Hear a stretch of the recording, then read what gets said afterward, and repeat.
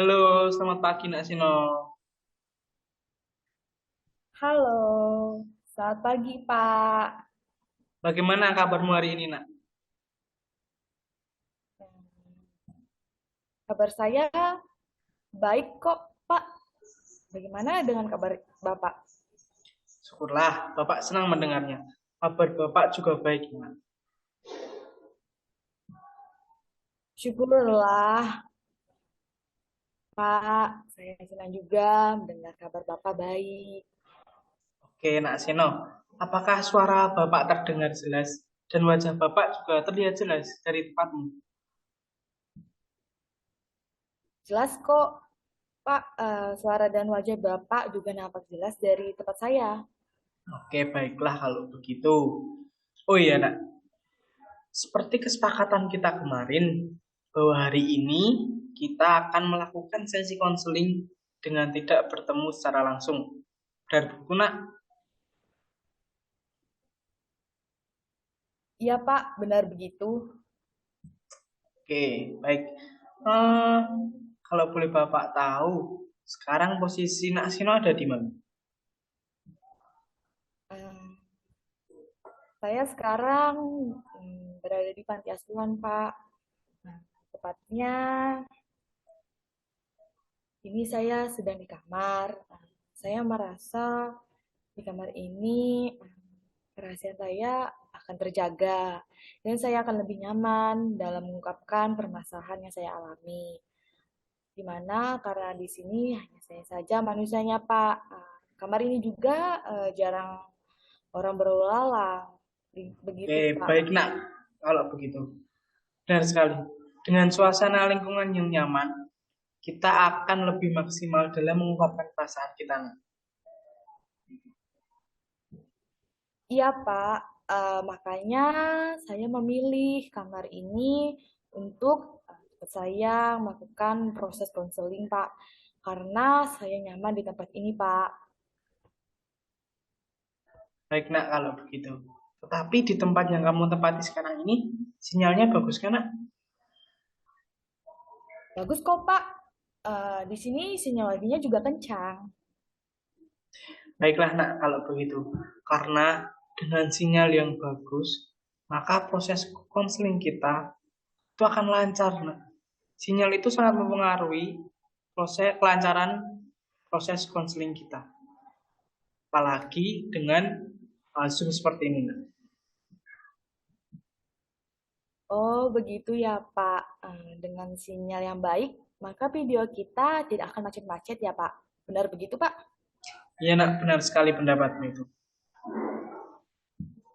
Sepertinya halnya saya melakukan telepon dengan teman saya, kalau sinyalnya buruk-buruk, maka suara teman saya putus-putus, Pak. Akhirnya pesan yang disampaikan kepada saya itu tidak bisa saya pahami dengan sempurnanya gitu, Pak. Benar sekali nak. Itu merupakan salah satu tantangan kita dalam melakukan konseling dengan media elektronik yang memerlukan jaringan internet seperti ini nak. Nah, proses konseling kita ini disebut cyber counseling. Gitu. Oh, seperti itu ya, Pak. Saya baru mengetahuinya, Pak. Terima kasih atas pemahaman barunya ya, Pak. Kepada Sama-sama nak, saya. dengan senang hati. Sama-sama. Oh iya nak, sebelum kita memulai proses konseling dalam melakukan cyber counseling kali ini, ada sedikit informasi untukmu nak. Jadi dalam cyber counseling ini ada ketentuan-ketentuan yang harus dipatuhi nak, agar proses konseling kita bisa berjalan dengan efektif. Nah, apakah Bapak boleh menjelaskan kepadamu dulu nak ketentuan-ketentuan itu? Oh, boleh Pak. Silahkan. Oke, baik nak. Ketentuan-ketentuan dalam praktek cyber counseling ini yaitu yang pertama, konseli harus menghidupkan kamera selama proses konseling berlangsung. Dan yang terlihat tidak hanya wajah saja, namun dari wajah sampai dengan tangan. Nah, yang kedua, konseli mencari tempat yang nyaman dan terhindar dari kebisingan. Nah, ini kan tadi kamu sudah melakukannya ya, nak, dengan mencari tempat yang nyaman, yaitu di kamarmu. Nah, kemudian berpakaian yang sopan. Yang ketiga, dan yang terakhir, yang keempat, mencari koneksi jaringan yang baik, nak.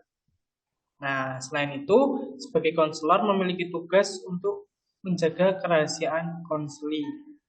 Hal tersebut sesuai dengan asas kerahasiaan yang berarti bahwa segala hal yang kamu sampaikan saat proses konseling yang nanti itu akan Bapak simpan dengan baik dan aman. Nah, apakah kamu sanggup untuk menaati ketentuan yang Bapak sampaikan tadi? Oh, baik, Pak. Saya paham dan saya sanggup untuk mentaatinya. Syukurlah kalau kamu sanggup, nak. Iya, Pak. Saya akan berusaha semaksimal saya mungkin untuk mentaatinya. Agar proses konselingnya kita berjalan dengan efektif ya, Pak. Sip, benar sekali, nak. Kalau begitu, apakah kamu sudah siap melakukan konseling ini, nak? Sudah, Pak. Sudah sangat siap saya, Pak. Syukurlah. Kemarin kamu mendatangi Bapak di kantor dengan memberitahu bahwa kamu sedang mengalami kebingungan dan kamu minta untuk melakukan konseling dengan tidak bertemu secara langsung. Akhirnya kita memiliki kesepakatan untuk melakukan konseling dengan Zoom. Benar begitu, nak? Iya, Pak. Benar sekali. Saya malu, Pak, jika curhat dengan Bapak dengan tatap muka secara langsung, Pak. Baiklah, nak, tidak apa-apa. Lalu hal apakah yang membuat Nak Sino kebingungan? Hmm, ada dua sih, Pak. Pilihan yang harus saya ambil yang membuat saya kebingungan itu loh, Pak, untuk memilihnya. Oke. Apakah kedua pilihan itu sangat mempengaruhi kehidupan Nak Sino? Iya, Pak.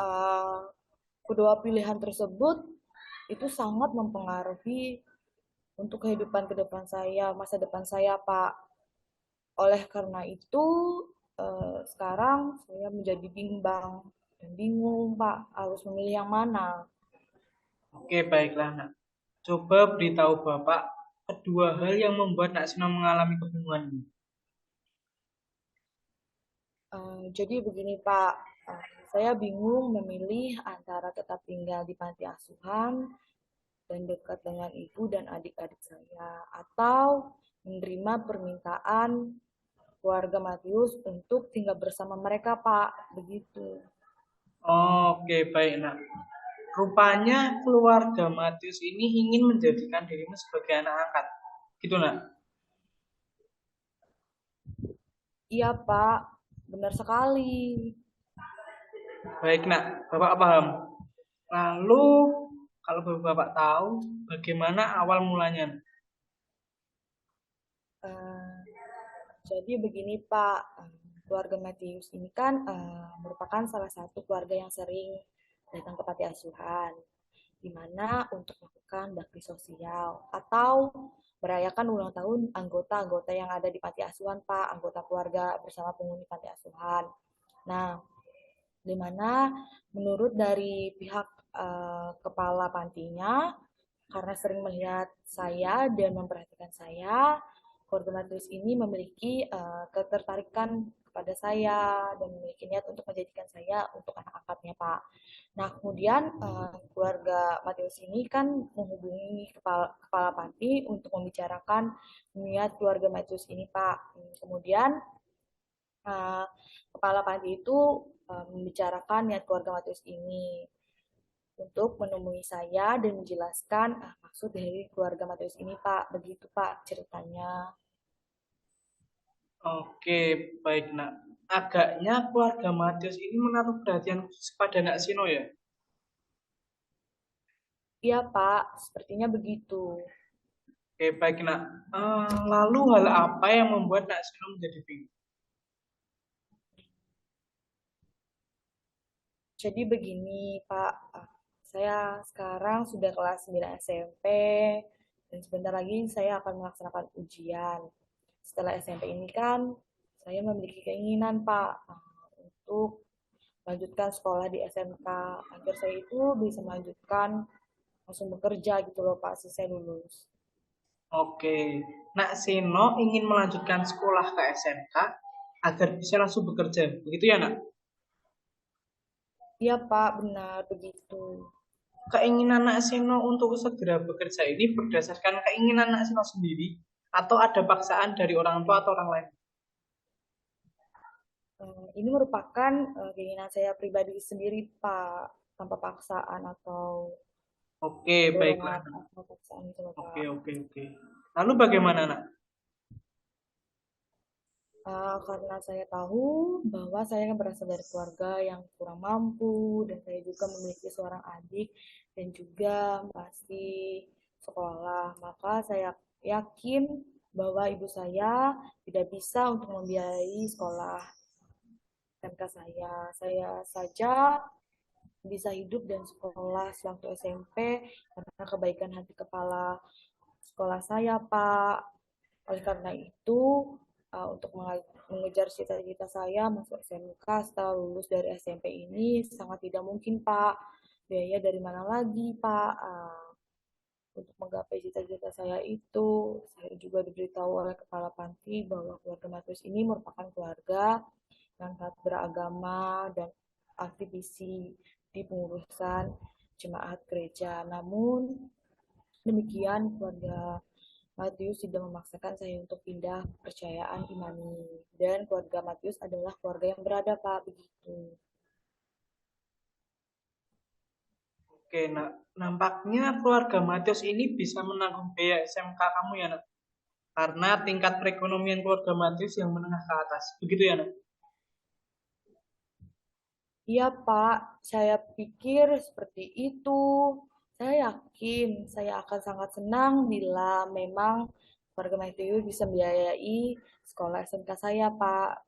Begitu. Nak Seno merasa lega dan bahagia dengan berita ini. Iya, Pak. Saya lega dan dalam berita ini, Pak. Oke. Tadi kamu mengatakan bahwa hidup dan biaya sekolah selama SMP dibiayai oleh pihak sekolah dan pihak panti asuhan. Nah, apakah karena sudah lama tinggal di panti asuhan dan karena kebaikan hati dari pihak sekolah membuat Nak Seno merasa tidak enak untuk meninggalkan panti asuhan? Iya, Pak. Benar, saya merasa tidak enak bila meninggalkan. Saya merasa berutang budi dengan pihak SMP dan panti asuhan, Pak, begitu. Berhutang budi? Iya, Pak, karena saya bisa merasakan belajar di SMP dan belajar berelasi di panti asuhan itu, Pak, begitu. Oke, nah. Kalau boleh Bapak tahu, apakah rumah Bapak Matius ini jauh dari sini, nak? Iya, Pak, keluarga Matius itu berdomisili di Semarang. Sedangkan saya bersedia juga untuk bersama keluarga Matius. Maka saya akan pindah ke Semarang, Pak. Dan saya akan berada jauh dari ibu dan adik-adik saya. Jauh dari ibu dan adik-adikmu, nak? Ya, Pak. Saya kan tinggal di Semarang dan keluarga saya kan berada tinggal di Yogyakarta. Gitu, Pak. Baik, nak. Karena domisili keluarga Matius yang jauh dari keluarga Nak Seno yang di sini akan mempersulit Nak Seno dalam melepas rindu dengan keluarga. Begitu. Benar sekali, Pak. Apalagi kan ayah saya kan sudah meninggal, sehingga ibu saya hanya tinggal bersama kedua adik saya saja Pak di rumah gitu. Oke, oke, oke, nak. Nak Seno tidak tega ya bila harus tinggal jauh dari ibu yang hanya single parent dalam merawat adik-adik. Iya Pak, saya merasa sedih dengan meninggalkan ibu saya sendirian dalam mengurus adik-adik saya di rumah situ Pak. Oke, nampaknya Nak Seno merasa ragu dan khawatir bila tinggal jauh dari ibu dan adik-adikmu. Benar begitu? Iya Pak, benar sekali. Apalagi kan untuk Mas itu memiliki kepercayaan yang berbeda dengan saya. Lalu bagaimana saya Pak? Oke, tadi di awal Nak Seno mengatakan bahwa keluarga Mati tidak memaksa Nak Seno untuk pindah mengikuti kepercayaan mereka. Sekarang Nak Seno mengatakan bingung harus bagaimana karena kepercayaan keluarga Mati yang berbeda dengan Nak Seno. Ini kiranya gimana, Nak? Iya Pak, memang keluarga Matius kan tidak memaksakan saya untuk saya pindah kepercayaan. Tapi tapi saya tetap merasa janggal gitu loh Pak. Gimana ya Pak?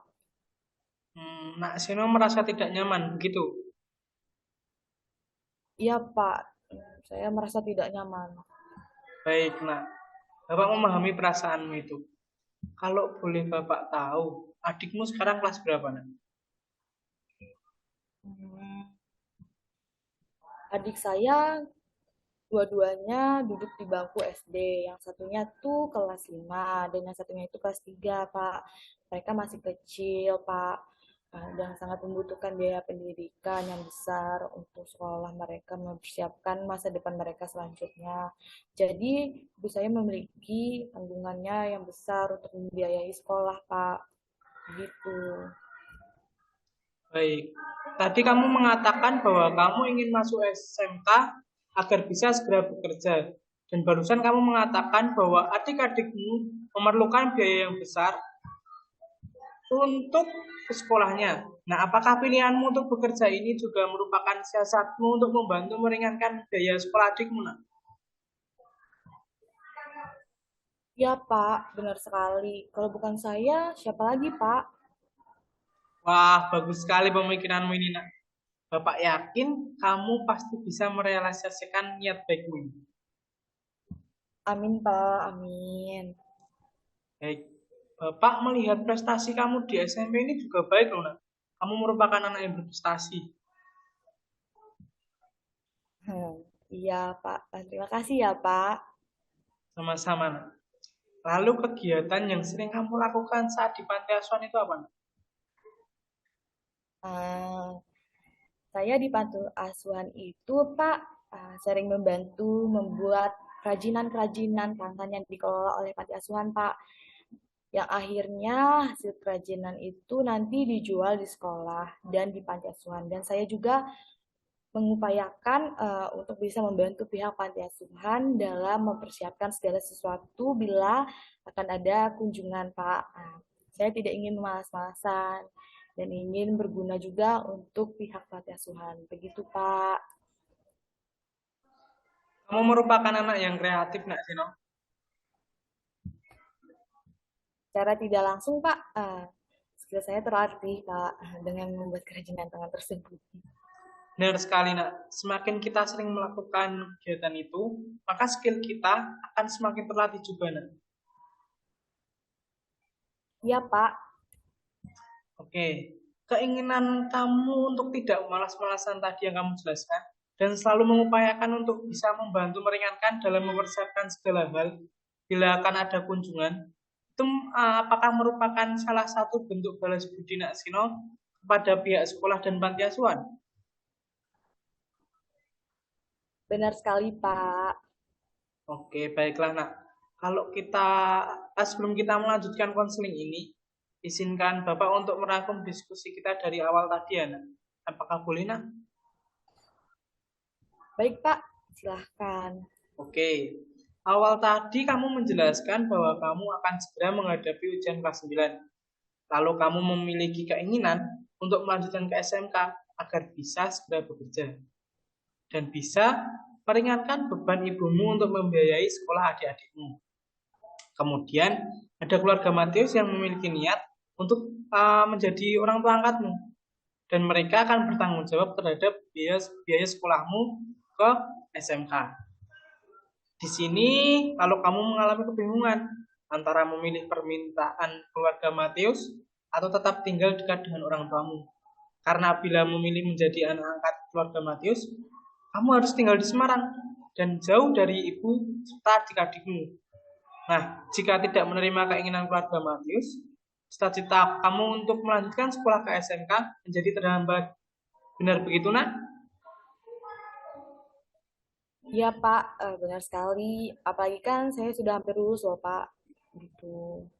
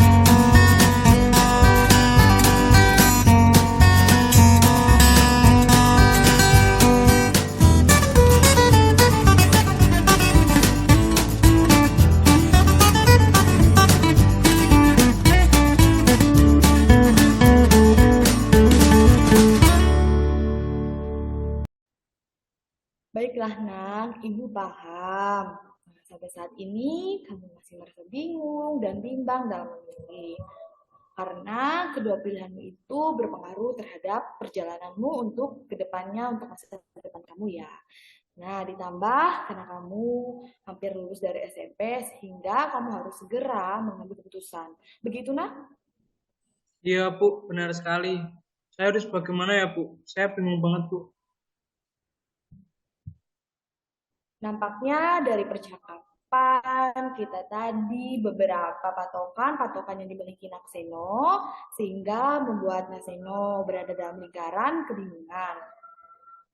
Patokan-patokan itu seperti bila melanjutkan sekolah ke SMK akan bisa langsung bekerja. Lalu tingkat ekonomi yang tinggi akan menjamin dan mempermudah dalam melanjutkan pendidikan. Kalau Ibu boleh tahu, patokan-patokan apa yang membuat anak Nakseno menjadi bimbang dan bingung lagi?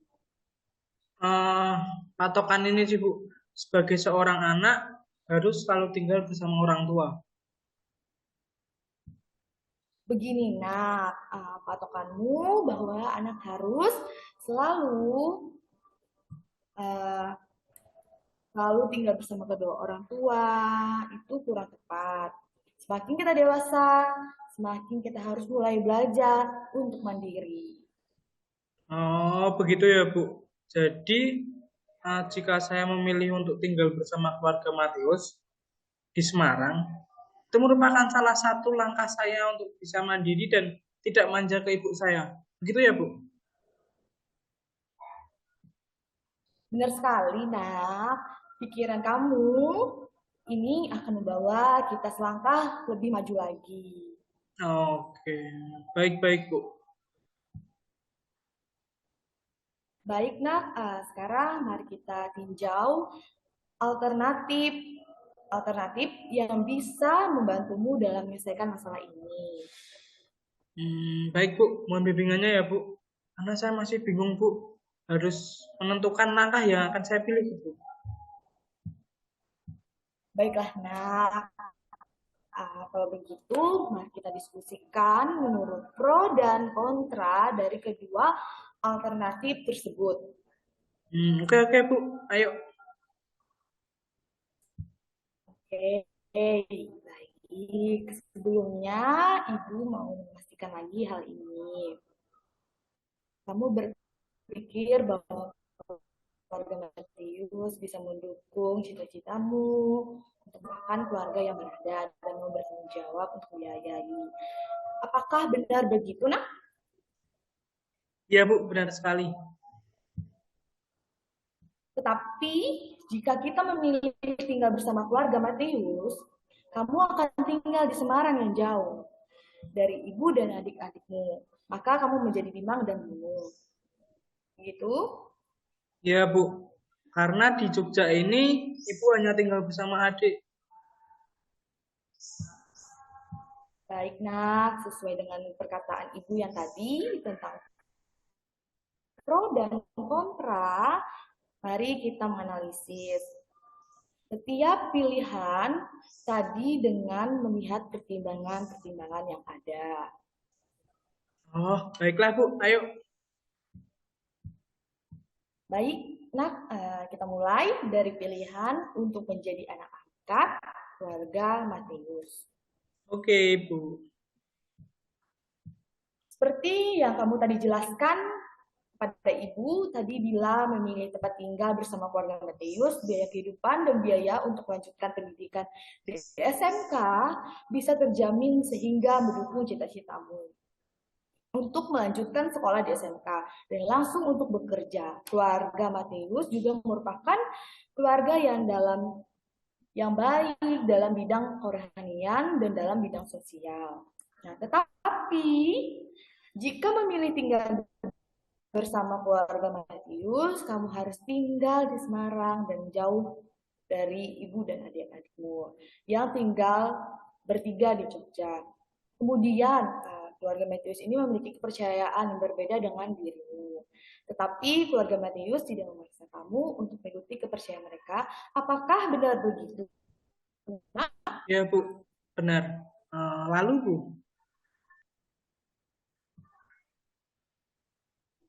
Bila kamu tempat tinggal di panti asuhan dan dekat dengan ibu dan adikmu, hal utama yang sesuai dengan keinginanmu adalah kamu tetap bisa dekat dengan ibu dan adik-adikmu. Kemudian kamu juga bisa melanjutkan kegiatan kamu dalam membuat kerajinan tangan yang mengasahkan skill kamu. Tetapi peluang itu untuk masuk kamu ke SMK dan bisa segera bekerja yang kecil dari hal-hal yang kecil.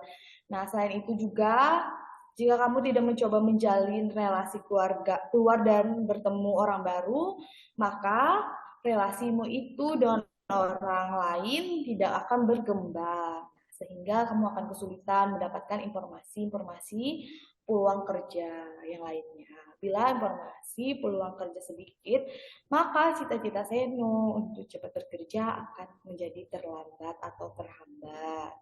Ya. oke Bu. Setelah mendengar pertimbangan-pertimbangan tadi, dibanding alternatif pilihan yang pertama, alternatif pilihan yang kedua ini memiliki lebih banyak kontranya ya Bu ya? Iya, benar sekali, nak. Lalu menurutmu hal apa yang didapat setelah mendengar pertanyaan tadi? Mendengar beberapa pemaparan tadi, bila memilih tinggal bersama keluarga Mateus, saya akan banyak mendapat hal-hal baru dalam hidup saya, Bu.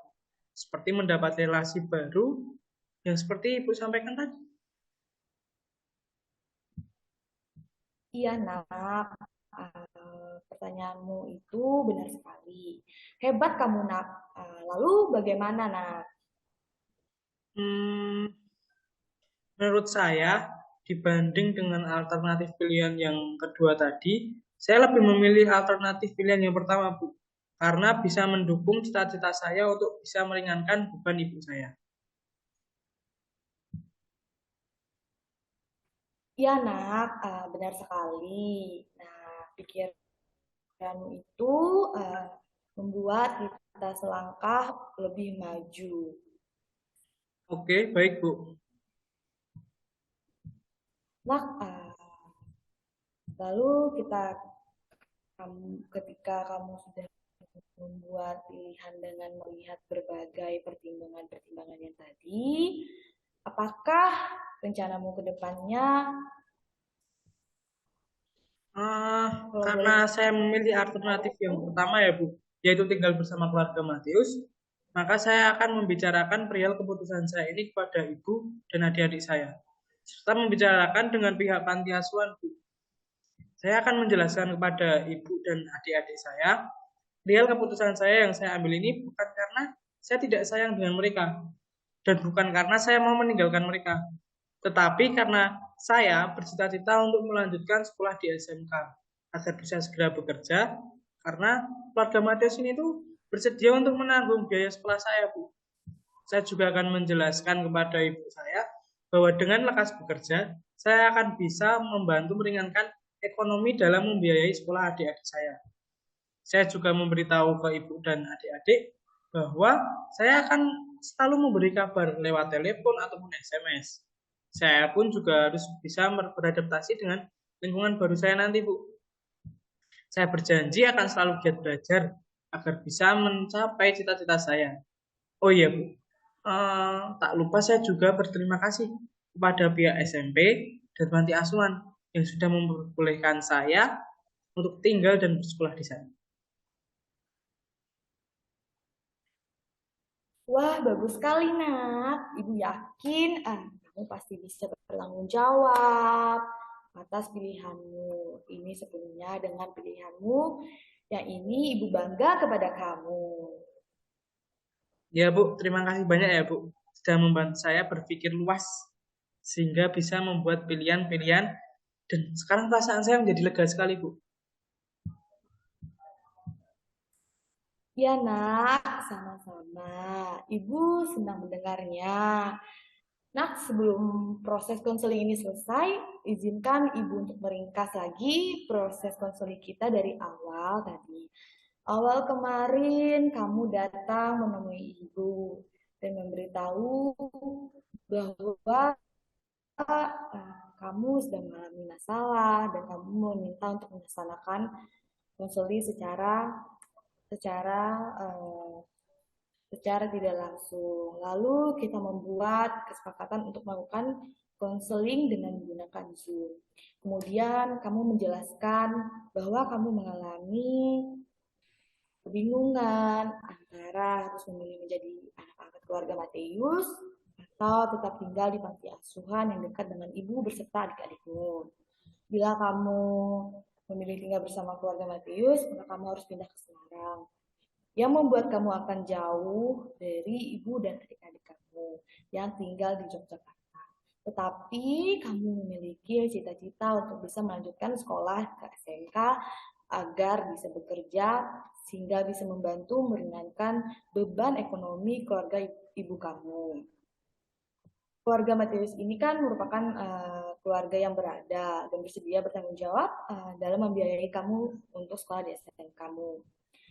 Kemudian setelah membuat dan melihat pertimbangan yang ada, sekarang kamu sudah memiliki pilihan yang tepat dan akhirnya kebingungan kamu sudah bisa teratasi. Benar begitu, Nak?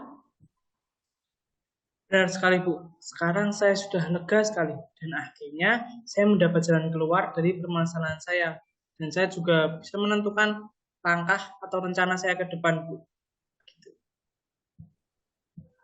Wah, kamu hebat sekali, kamu Naseno. Ibu yakin uh, langkah kamu itu dan rencana kamu ke depannya adalah yang terbaik buat kamu. Kamu pasti bisa untuk menggapai cita-cita kamu itu, Nak. Amin, Bu. Amin. Terima kasih. Senang sekali, Bu. Saya rasanya bisa mencari jalan keluar dari masalah saya ini. Ibu senang mendengar kamu, Nak Seno, telah berhasil mencari jalan keluar dalam menyelesaikan permasalahan dan kembali ceria. Kalau ada apa, jangan sungkan untuk datang ke ruang BK ya, Nak, untuk cerita ke Ibu. Baik, Bu. Sekali lagi terima kasih banyak ya, Bu. Jangan kapok ya, Bu. Sama-sama, Nak. Tentu saja, Ibu tidak kapok. Hubungan Ibu kapanpun Nakseno mau hubungin Ibu ya, Nak. Kapanpun Nakseno mau melakukan konseling dengan Ibu. Oke, kalau begitu konseling kita pada hari ini kita cukupkan ya, Nak. Terima kasih atas kesediaan Aseno untuk bercerita, terbuka kepada Ibu. Ya, Nak. Baik, Bu. Selamat pagi, Bu. Selamat pagi juga, Naseno. Makasih ya, Nak. Sama-sama, Bu.